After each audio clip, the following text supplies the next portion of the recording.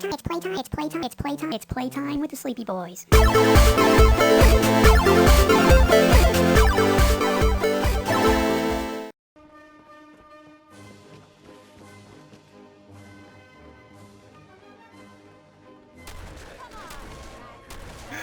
But so we were talking about the Wonder Woman opening scene. Get back on and then we got track. sidetracked on a couple of the other things about like some of the realistic parts of these guys, or some of the things that they brought up. I love that they showed the lasso of truth actually being the lasso of truth. Yes. They did it Also, a couple times throughout this, and I love that. more importantly, as far as like what was kept in or was put back into the movie, was fucking Diana's talk with that little girl.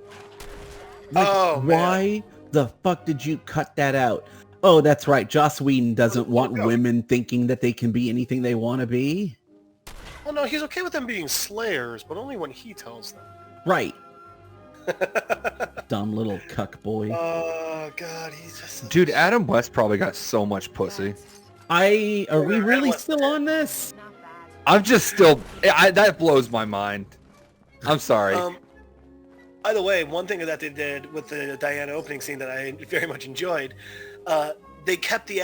I like whenever a movie has like a countdown, and then it keeps to the actual literal countdown. Like a friend of mine, when I was watching with my buddy, they turn it on and it's like 14, and then Diana busts through the door and she looks at it and says 14, 13. My friend counted down, and when she got it and they went slow-mo, the timing kept up. Yeah. And I always love when a movie does that. I know it's a little thing, but it's one of those things that, like the little attentions to detail that it keeps you in the it doesn't break the world, Absolutely. My friends were I was watching it with, were like, she's really this fast, and I kept pointing out like, yeah, she's as fast as Superman, which they showed really cool because she's literally as fast as a speeding bullet. The one thing I have a problem with that fight scene is how floaty it looks. I gotta be honest. You know what I loved about that fight scene?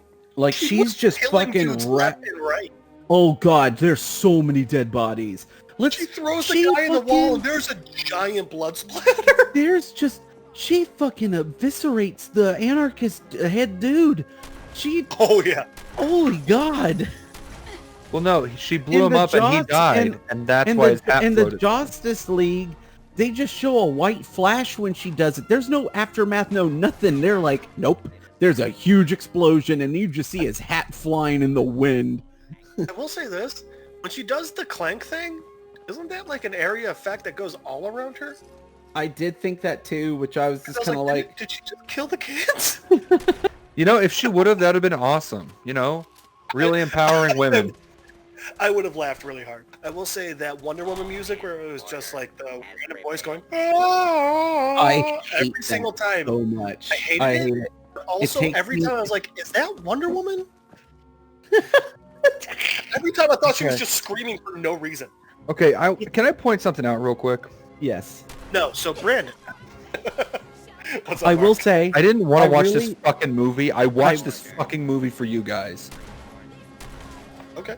But we don't want to talk about furries as much as we do, brother. It's not about furries at all. This has to do with Diana. We talk about furries for you. Oh, yeah. No, but every time Diana would get hit, it looked like she was in the throes of an orgasm. Well, that might just be because Gal Gadot's liquid sex. No, Brandon, no, not because she's a woman. Men can have orgasms too. I don't know if you know this. Wait, Brandon, you do know that men can have orgasms too, right? Wait, they can? No, it's just like when... Mark, the issue is Brandon's so big, if he were to ever have an orgasm, his entire body would just immediately dehydrate. He would just crumple. You remember those earthquakes that happened a couple years ago? The one last year we had in Salt Lake City that I felt? It turns out Superman wasn't actually screaming. The sound waves weren't for that. They were from the sound of Brandon coming. I didn't know that I also existed in the DCEU. Why wouldn't That's how Brandon? big it is. But no, like when Superman picks her up and headbutts her, like the look she has on her face when she hits the ground is not of a woman that just got like headbutted. It looks like she's just having a straight up orgasm. I didn't think that at well, all, I would Mark, and I disagree find that with very that. concerning. I'd say the look she has is 100% confusion. Also, discombobulation. Mark, what do women look like when you think they have? What do you? Oh my god. Well, Mark, I think you might be doing it wrong. Oh god. Okay, look. I'm not one to toot my own horn here, but I know how hard to bite a woman's clitoris before it explodes. So, So guys, I'm currently rewatching the show Monk, and I just watched an episode where they're at a museum, and there's a scene on like human reproduction, and Monk has to walk through the opening of a vagina. Oh yeah, I remember that episode. And Mark, your comment just made me think so much of that scene. Anyways. Oh god. sorry, apparently that's the only one that thought that Diana was having, or that Gal Gadot was having orgasms while she's shooting. All right, so I we'll didn't come think back. that. We'll I come will, back to however, this. point We'll out come back she to is that one of the scene. most beautiful human beings on earth. We'll get back to that scene because it's much further into the movie, and we have a lot of stuff to cover before we get there. Can we point out, by the way, how perfect is Gal Gadot for Wonder Woman? Oh, we've already That's talked about just this so like- many times. Yes, she's perfect. Mark, I think you were talking about something different. But I don't. For me, I think Gal Gadot is just so great in that role, and I really do love her in that role. So. All right, so getting into the setting up what the plot of the goddamn movie is. Which took like 4 fucking hours. Yeah, it's two. It's a 4-hour long movie. That tomb raiding scene that Wonder Woman does is really dope. I will say. Oh yeah. I will say, and I'm voicing one of Jasmine's biggest complaints. She couldn't get over. She's like, she just made that fucking jump in that pair of dress heels. What Everyone the fuck? that I was with said the same thing, but their other complaint was, no one's found these ruins. And I had to Well, point yeah, out, they didn't have the arrow. she's an Amazon with the arrow of a god. Mythology, folks. Right. Yeah. I love that they can accept the mythology aspects, but it's the heels that really got them. But anyways, all the things that they introduced with Darkseid was just absolutely incredible. Oh, so great, dude. Which leads me to my next movie grievance that I couldn't get over. It's the one thing with this movie I'm like, I can't let go of it. I can't hear let it. go of it. Yeah, what was I it? am excited. So, we get that big badass scene with the Golden Age of Heroes. You got Zeus, Ares, the Amazons, Green Lanterns. Where was by the way, Shazam? Guys, when you're watching... What? Shazam No. might have been around- I heard for so long that Shazam was going to be appearing in that initial fight scene, and he No. wasn't there. Yeah, it was Zeus.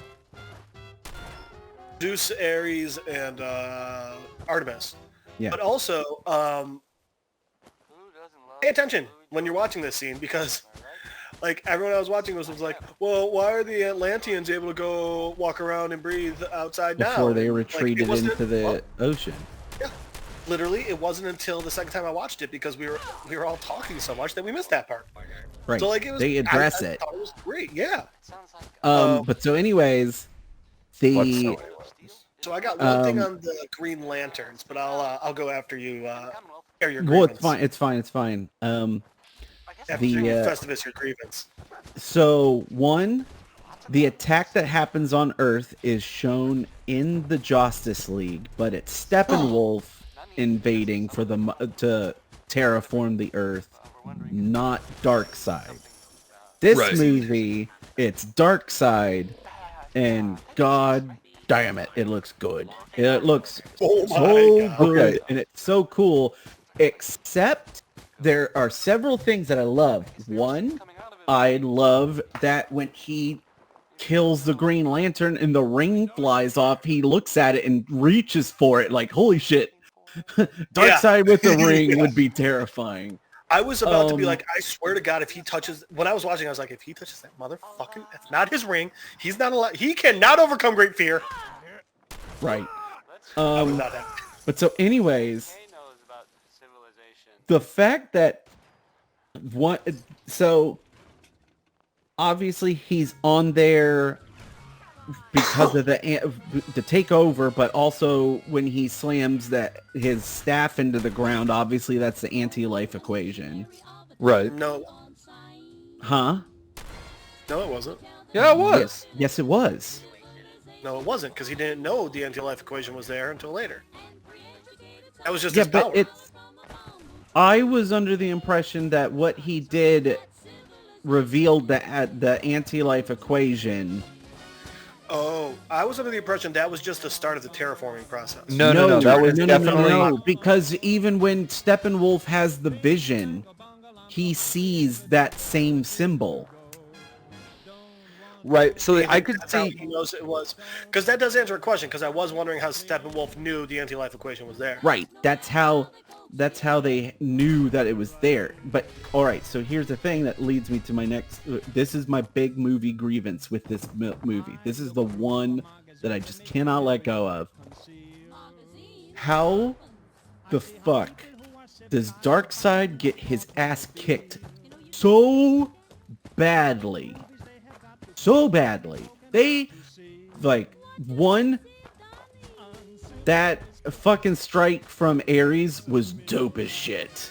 So much cooler than what we got in the Justice League. I gotta say, the friends I was watching it with, funniest thing I've ever heard. The second that happened, one of them just goes, should have gone for the head. Yeah, we appreciate how very similar that was to the you Sure. should have gone for the head scene. Like, But a near fatal wound, lightning was flying around, there was an axe involved. Anyways, Darkseid gets taken off the field because he's down and out. And then they retreat. And then they forget where Earth is, and they forget where the anti-life equation is, even though it was the one planet that he got his ass handed to him, and you just forget where the fucking planet was? Like, how on earth you have these advanced boxes that are so advanced and mysterious that people think that they're magic, even though they're living machines?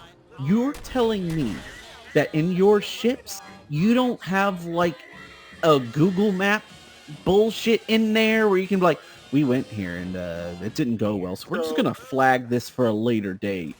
Like, what the fuck? So what I took from that, because like I said, I didn't realize that sigil that he marked it, that he showed up on the ground was supposed to be the anti-life equation. So I will say, if it was not meant to be that, if there's some other part of it, and it's literally just like, oh, he got his butt beat because these people were all there.